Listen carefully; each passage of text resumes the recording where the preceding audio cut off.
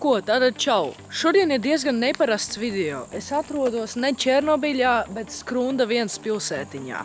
Priekš tiem, kuri nezina, Skrunda 1 ir PSRS aiku militārā pilsētiņa. Šeit ir gan slimnīca, gan cietums un arī daudz kas cits. Pagaidām šī pilsēta ir atvērta turistiem, bet pavisam iespējams, ka pēc kāda laika tā jau tiks slēgta. Kā jūs redzat, uz mājām, kuras ir pamestas jau 19 gadus, jau sākuši ir augt koki. Brīnumainā kārtā es šeit jūtos kā mājās. Nezinu, man it kā mājas nav tādā te pamestā ēkā, bet man jau uzreiz pirmo minūšu laikā ir interese paskatīties, kas tur ir iekšā. To arī izdarīsim. Nu ko, te no ārpuses neko baigi daudz neredzēs, tikai šeit ir atkritumi.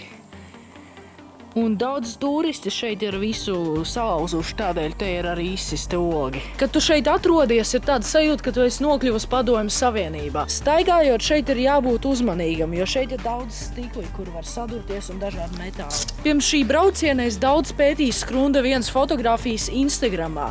Un spriežot pēc visa, šeit ir kinozāle vai kaut kas tam līdzīgs. Te man šķiet nav ieeja. Ieeja ir kaut kur citur. Lūk, tur ir ieeja.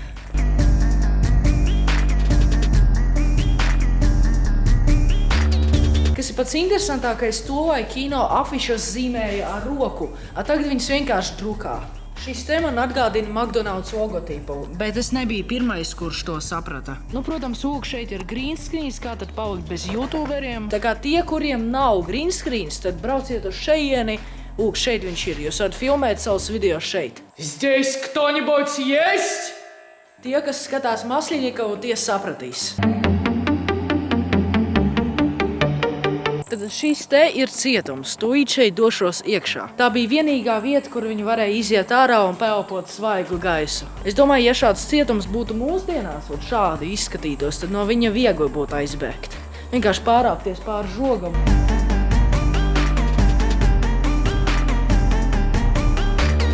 Tātad tagad es dodos apskatīt, kā tajos laikos dzīvoja cilvēki parastajās 5 stāvu mājās. Izskatās, ka es te neesmu pirmais, kurš šādā veidā vēra vaļā durvis.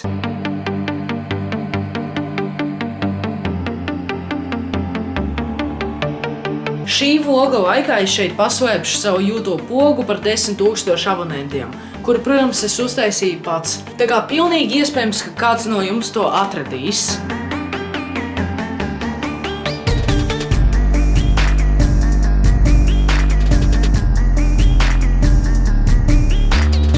Šobrīd es atrodos operāciju zālē.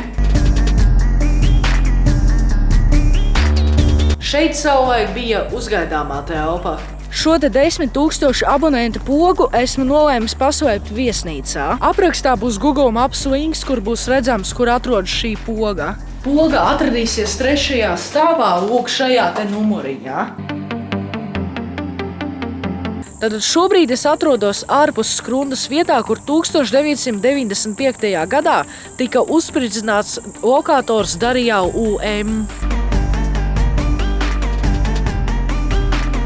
Nu tāds no šis Skrundas 1 vlogs sanāca. Ja tev patika un tu vēlies arī turpmāk redzēt vlogus, tad spied like un dalies ar šo video klipu ar draugiem. Kā arī neaizmirsti spiest abonēt. Čau!